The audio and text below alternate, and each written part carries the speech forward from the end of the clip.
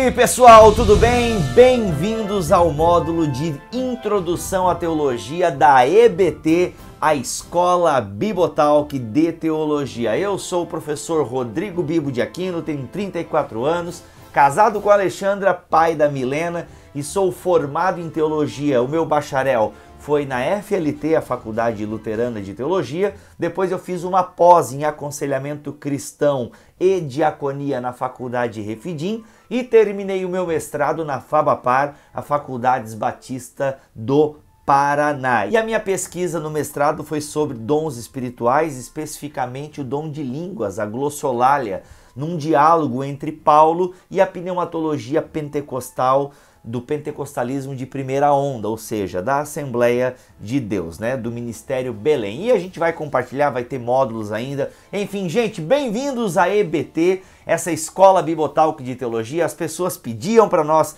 termos esse recurso no nosso site e agora nós temos. Tá aí, ó, cursos.bibotalk.com. A gente está aí, começamos oferecendo um módulo de introdução à história da igreja, na história da igreja antiga. O Alex caminhou com vocês aí até Agostinho, agora tem uma introdução à teologia. Lembrando que a EBT, ainda que ela seja um complemento ao BTcast, que é o nosso podcast, já estamos aí há 6 anos no ar. Então, ainda que a EBT seja um complemento ao BTcast, ainda assim é introdutório. Então nós temos aqui um panorama da história da Igreja Antiga, temos aqui um panorama de uma introdução à teologia, porque a EBT são esses módulos com 8 aulas de 30 minutos, 20 minutos, 40 minutos cada aula, os slides que você recebe do professor, e agora também a gente começa a disponibilizar o áudio dessas aulas, porque tem pessoas que baixam a aula no celular, tem pessoas que vêm no navegador, e agora você vai poder baixar aí o arquivo MP3, que é mais um recurso para você estar fixando o conteúdo. Então a EBT, a Escola Bibotalk de Teologia, é um curso livre em teologia. Nós não somos ligados a nenhuma denominação, a nenhuma faculdade de teologia, nós não estamos amarrados a ninguém. Podemos falar livremente daquilo que pensamos, aquilo que acreditamos, com base naquilo que achamos correto, justo e bom. Então, temos essa liberdade aqui na EBT. E, gente, é o seguinte, a EBT vai ficar mais legal se você interagir com a gente nos comentários dessa aula. Você está vendo essa aula aí e ainda não é aluno? Pois bem, você ainda poderá interagir, mas as próximas aulas aí serão pagas. Essa primeira aula a gente libera para a galera aí para ver como é que é, para ver qual que é a pegada, se gosta, se não gosta. Tem que experimentar antes de comprar. Ah, e tem certificado? Se você quiser, a gente dá. Tem algum peso frente ao MEC? Não, porque é um curso livre em teologia. A EBT é para quem quer aprender mais, para quem quer ter mais conhecimento da palavra, da teologia e por aí vai. Mas enfim, chega de falar da EBT, vamos então começar a primeira aula do nosso módulo de Introdução à Teologia. E é claro, vamos começar pelo começo, como já dizia o filósofo. Mas o que é teologia?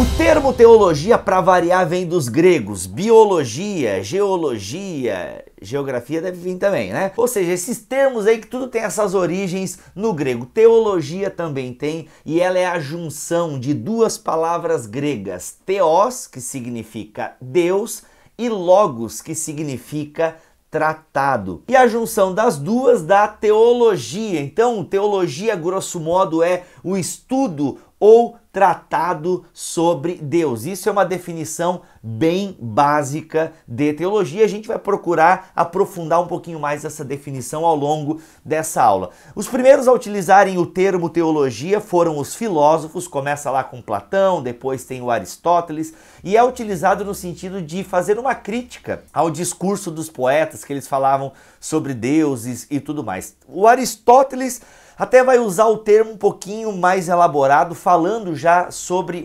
essa ideia de discutir sobre Deus, não somente uma crítica aos poetas. Então ele vai aprofundando um pouco mais esse termo teologia. E para reforçar, com Aristóteles passa a significar o ato filosófico que indaga sobre o ser divino, ou seja, deixa de ser somente uma crítica ao pensamento popular sobre as divindades e passa a designar o exercício filosófico do pensar sobre o tema. Ou seja, Aristóteles, como eu disse, dá uma incrementada. Mas é interessante que na Bíblia Sagrada nós não temos o termo teologia, assim como nós não temos trindade também, nem graça comum, nem graça preveniente, e são termos teológicos muito difundidos. Mas o que acontece? Ela não está ali, ainda que o conceito de teologia está totalmente presente na Bíblia Sagrada, assim como está o termo trindade. Então o que acontece? Não é utilizado pelos autores bíblicos. E o termo começa a ser utilizado no início da patrística com Clemente de Alexandria, quando ele começa a falar que teologia, na verdade, é o estudo da doutrina de Deus. Ali teologia está mais ligada à questão da pessoa de Deus. Então, eles começam a utilizar esse termo até para distinguir também das demais divindades, das demais crenças. Começa-se então a utilizar esse termo para designar a pessoa de Deus, o estudo sobre a pessoa de Deus, com Clemente de Alexandria ali no início da patrística. O Eusébio de Cesareia, que foi um dos primeiros historiadores da igreja, vai utilizar esse termo como uma visão crítica sobre Deus, como nos diz aqui o Alistair McGrath. Depois eu vou indicar a literatura, ok? Que a gente vai utilizar aqui nesse módulo. Uma visão cristã de Deus. Contudo, parece que a palavra não era utilizada em relação a todo o conjunto do pensamento cristão. Ou seja, então não tratava de salvação, Jesus, o Espírito Santo, estava focado mesmo na pessoa de Deus. E esse termo então vai sendo utilizado assim no início do cristianismo, com a escolástica, o surgimento das universidades, teologia passa então a designar um pouco mais do que o estudo da pessoa de Deus. Começa realmente a falar das doutrinas cristãs. Então foi ali, a partir do século XII, século XIII, com a Universidade de Paris, entre outras universidades ali pela Europa, que a teologia passa a designar então a disciplina da ciência sagrada, ou seja, até para destacar a teologia, né, das demais disciplinas, ela começa então a abarcar todo esse conceito sobre o cristianismo, sobre a fé cristã. Então a teologia passa a ser então essa disciplina sobre as coisas sagradas, né, a ciência sagrada. E aí eles começam então a estudar nas universidades, e nas universidades a teologia era estudada, era considerada uma ciência e era uma coisa levada muito a sério nas universidades. Aí vai acontecendo que vai surgindo o iluminismo, e com o advento do iluminismo a teologia vai perdendo um pouco o seu critério científico. Ela por si só não perde, mas as pessoas, mas esse negócio de teologia aí, rapaz, isso é coisa de ciência, é de religião, são de coisas assim que não dizem respeito à ciência, porque daí a filosofia passa a ocupar mais o lugar que antes a teologia cuidava. Então, teologia começa, porque antes a teologia estava muito ligada nas universidades à questão de ética, moral. Então, era uma teologia teórica, mas muito voltado para a prática também. Enquanto que aí vem o iluminismo, não, a filosofia pode fazer melhor isso que o pessoal está dizendo aí. E aí a teologia começa a ir para os cantões, começa a ser retirada das universidades, já não tem mais tanto o seu brilho, o seu encanto, e a filosofia começa novamente a despontar. Filosofia nunca saiu de uso, né? Tanto que ela vai influenciar a teologia e sempre influenciou a teologia. Mas o que acontece? Ela vai ficando mais escanteio, a filosofia vai tomando conta e a teologia passa simplesmente, né, a significar o estudo sobre as coisas de religião, sobre Deus e divindades. Ela perde até um pouco essa característica de uma teologia que falava do Deus da Bíblia, para não, isso é coisa de outras religiões. Tanto que aí vai se ter a ideia de teologia umbandista, teologia, tudo que envolve divindades, teologia hinduísta. Então teologia, ela passa a designar isso, né? O estudo das religiões e suas crenças não é algo mais levado muito a sério por quem pensa e usa o cérebro. Tanto que a teologia vai se afastando das universidades e onde se tem uma pesquisa teológica mais séria, começa a ser nos seminários, locais próprios, né, para o estudo da teologia. Ainda que ela não sai completamente, mas muitas vezes ela é colocada lá naquele canto, e isso é coisa de religião, isso é coisa, né, enfim, como eu já falei, por aí vai. Então nós podemos dizer que nós estudamos aqui na EBT e nas escolas católicas e protestantes de teologia, a teologia cristã. O Alistair McGrath mesmo, na sua introdução à teologia sistemática, histórica e filosófica, uma introdução à teologia cristã. Tuller, joga na tela a capa aí. Gente, essa obra do McGrath é uma obra fantástica. Se eu tivesse que indicar uma única obra, olha, Bíblia não tem, ó, paguei o módulo e só dá para comprar mais um livro. Compra aqui essa obra do McGrath, porque ela é uma introdução à teologia cristã. Então ele faz questão de dizer que o que ele trata aqui é teologia cristã. Ao longo dos módulos da IBT nós vamos usar o termo teologia, mas saiba você que a gente está falando de teologia cristã. E essa obra é uma obra muito boa, porque ela tem uma introdução às principais doutrinas da igreja, ela tem uma introdução à história da igreja, dialoga com a filosofia e o melhor de tudo, gente, é uma linguagem acessível, né? Muita gente desiste de estudar teologia porque pega uns livros rebuscados, com uma linguagem difícil, uns conceitos que Deus me livre. Então, com a EBT você não vai encontrar isso, até porque quando tiver conceito difícil aqui, vai ter explicação, você vai ter acesso ao professor, porque às vezes não dá para fugir das palavras difíceis ou dos conceitos difíceis. Então, fica a dica aí, Alistair McGrath é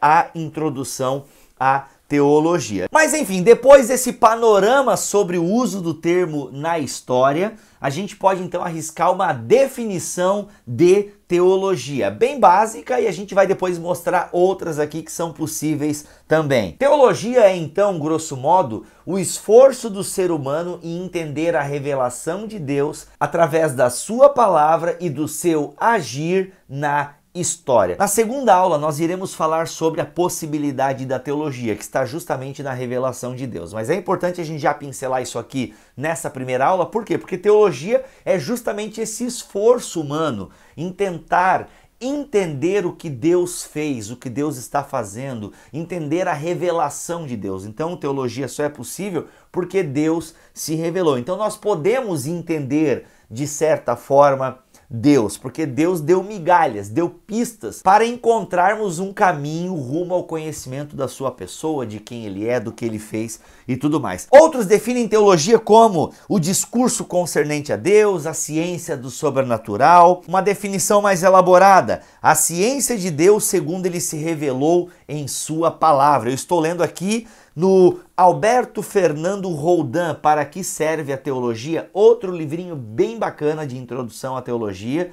Esse aqui é uma versão antiga que eu tenho, hoje em dia tem versões mais atualizadas e tal, o conteúdo continua o mesmo, talvez uma ou outra atualização, mas é uma ótima introdução também à teologia para você aí. Uma outra definição que o antigo dono desse livro colocou aqui, que se não me engano está no Miller Erickson, que diz o seguinte: teologia é a ciência que estuda de forma sistemática, do ponto de vista humano, a relação entre Deus e o ser humano, partindo-se da Bíblia e de princípios doutrinários cristãos, baseando-se na fé. Então nós percebemos que teologia é o quê? É descobrir a Deus. Teologia é adoração. Teologia é um ato de querer conhecer melhor a Deus. E agora vamos para o segundo bloco da nossa aula, que é responder a pergunta: quem precisa de teologia, rapaz? Teologia para quê? Eu não preciso de teologia, é o que muitos pensam. Infelizmente, muitos cristãos ainda se perguntam sobre a necessidade da teologia, se é importante mesmo a gente estudar teologia. Inclusive, passei por isso, né, em igrejas que já frequentei, que a gente vai ensinar, às vezes, alguma coisa da Escritura. Mas por que eu preciso saber isso aí, rapaz? Isso aí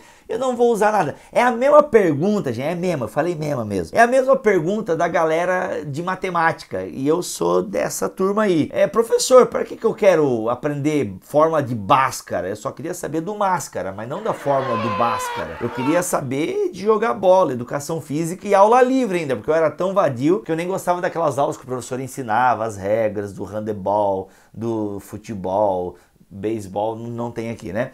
Mas enfim, eu queria aula livre, porque aquela, não quero estudar. E infelizmente muitos cristãos trazem isso para teologia, para dentro da igreja. E gente, isso é um absurdo, porque a teologia ela é fundamental para a nossa existência enquanto cristãos e enquanto igreja. E geralmente quem nega a teologia não se dá conta que por trás dessa negação tem um conceito teológico, porque todo mundo que está na igreja, de alguma forma, pensa sobre Deus, sobre sua palavra, sobre o que o pastor pregou, o que a pastora falou, se pode ter pastora ou não pode ter pastora, se fala em língua, se não. Os crentes estão todo momento discutindo teologia. E aí o cara vem me dizer que não precisa de teologia. Até no dia que eu estou gravando essa aula, fiquei até surpreso que tem os Gideões Missionários, que é um congresso pentecostal maior do Brasil, quiçá da América Latina, e é um congresso que é caracterizado por pregações espalhafatosas,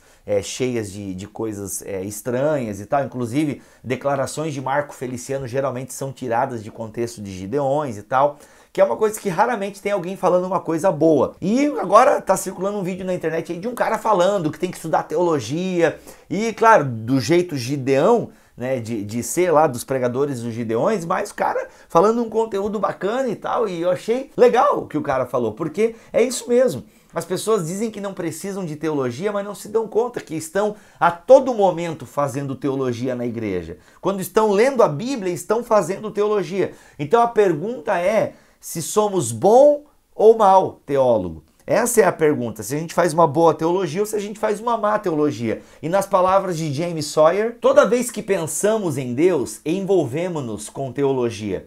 A pergunta, portanto, não é se seremos teólogos, não temos escolha quanto a isso. Pelo contrário, a questão é que tipo de teólogos seremos, bons ou maus, responsáveis ou irresponsáveis. Como eu disse anteriormente, o Novo Testamento não usa o termo teologia, mas é óbvio que o conceito de teologia está muito presente ali. Pedro, quando ele fala na sua primeira carta, no capítulo 3, no versículo 15, ele diz para a galera comparecer no tribunal e saber justificar qual é a razão da sua fé. Então a galera deve conhecer o que é a sua fé. Em Mateus 22, 37, Jesus está dizendo que a gente deve amar o Senhor de todo o coração e de todo o nosso entendimento. Só esse versículo já daria para a gente discutir aqui algumas coisas interessantes, e eu só destaco essa, que não adianta ter uma espiritualidade, né, que é o que a gente mais vê por aí, a galera com o coração quebrantado, nos louvores levantam suas mãos e adoram a Deus,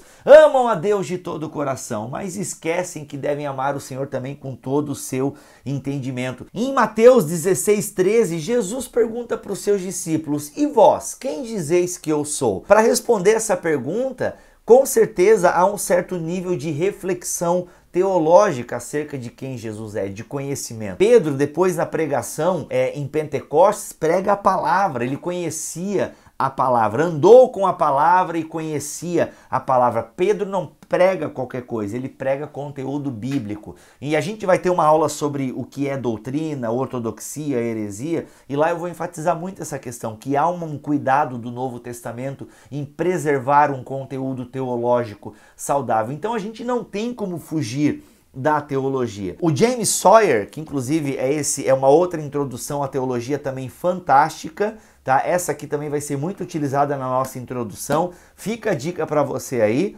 ok? Uma ótima introdução à teologia. Ele conta uma história aqui na página 18 que eu acho muito legal, simulando a conversa entre um astrônomo e um teólogo. E o astrônomo fala o seguinte: eu não entendo por que vocês teólogos ficam discutindo predestinação, eleição, supralapsarianismo, infralapsarianismo, morte expiatória, essas coisas todas. Eu não entendo por quê. Para mim o cristianismo é muito simples, é a regra de ouro: faça aos outros o que vocês querem que eles lhes façam, né? Então ele cita essa regra de ouro e que o cristianismo se resume nessa regra de ouro. Aí o teólogo responde: pois é, rapaz, eu não entendo também esse negócio de explosão de estrelas e o distanciamento entre planetas, busca por outros planetas, porque para mim a astronomia se resume a brilha, brilha, estrelinha. Ou seja, também diminuiu a profissão do astrônomo. Deixa eu ver se eu contei a história certa mesmo. Pois fico perdido nessa conversa a respeito de estrelas explodindo, universo em expansão, entropia e perturbações astronômicas, né? O teólogo mostrando que entende um pouquinho também aqui de astronomia, mas ele reduz então a musiquinha infantil. Por que isso, gente?